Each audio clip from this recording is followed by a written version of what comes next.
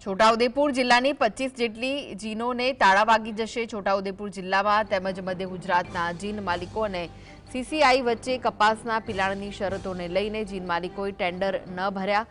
સીસીઆઈના વાંકે આદિવાસી જિલ્લાના ખેડૂતોને બજારોમાં કપાસ વેચવા માટે મજબૂર બનવું પડશે। છોટાઉદેપુર જિલ્લાની બોડેલી, નસવાડી, સંખેડા, પાવી જેતપુર એપીએમસીને શેષ ફીની આવકમાં મોટું નુકસાન થશે।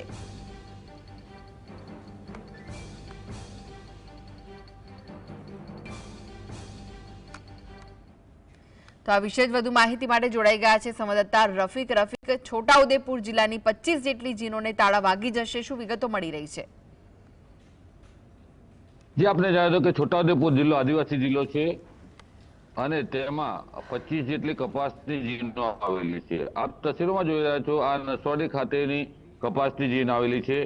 આવી છોટાઉદેપુર જિલ્લાના બોડેલી, સંખેડા, નસવાડી, પાવીજેતપુર આ 4 તાલુકામાં કપાસ ખરીદવાની જીનો આવેલી છે। બાજુમાં નર્મદા જિલ્લો આવેલો છે, નર્મદા જિલ્લામાં પણ કપાસની જીનો આવે। આખા મધ્ય ગુજરાત ઝોનની વાત કરીએ તો સીસીઆઈ અને જે જીન માલિકો વચ્ચે જે કપાસ પિલાણ માટેની જે શરતો છે તેના માટેના છેલ્લા ટેન્ડરો બહાર પાડવામાં આવ્યા હતા। તેમાં માણાગાંઠ સર્જાતા મધ્ય ગુજરાતના જીન એસોસિએશનના જે પ્રમુખ છે તેઓના જણાવ્યા મુજબ કોઈએ પણ ટેન્ડર ભર્યા નથી। એનું કારણ મહત્વનું છે કે જે જીન માલિકો જે છે તેઓને પિલાણ કરવાનું હોય છે અને સીસીઆઈ તેમાં જે વજનમાં ઘટ આવે છે તે ઘટ જે પિલાણની જે રકમ હોય છે તેમાં કાપવાની શરત મૂકી છે।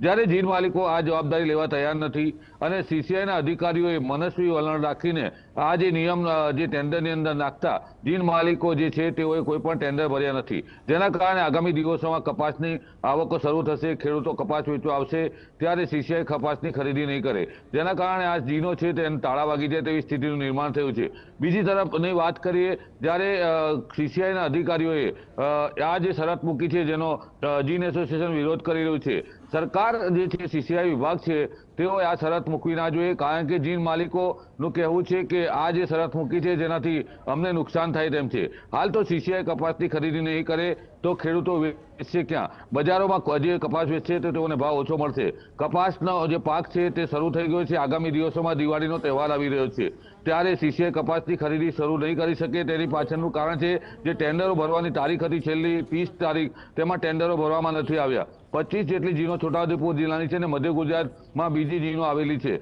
ત્યારે ટેન્ડરો ના ભરાતા સીસીઆઈ જોડે એમઓયુ નહીં થઈ શકે। એમઓયુ ના થાય તો કપાસ ખરીદી શકે નહીં સીસીઆઈ, અને કપાસ ખરીદી ના શકે તો આ ખેડૂતો કપાસ વેચશે ક્યાં?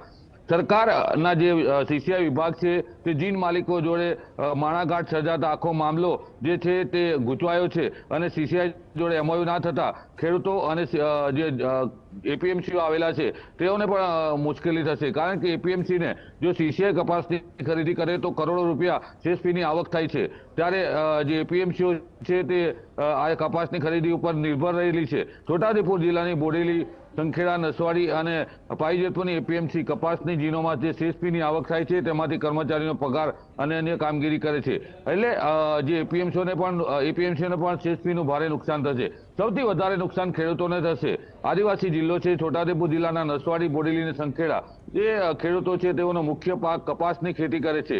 આ 3 તાલુકામાં કપાસનું મબલક ઉત્પાદન થાય છે, ત્યારે આ ખેડૂતો હવે કપાસ વેચવા ક્યાં જશે તે સવાલ ઉઠી રહ્યા છે।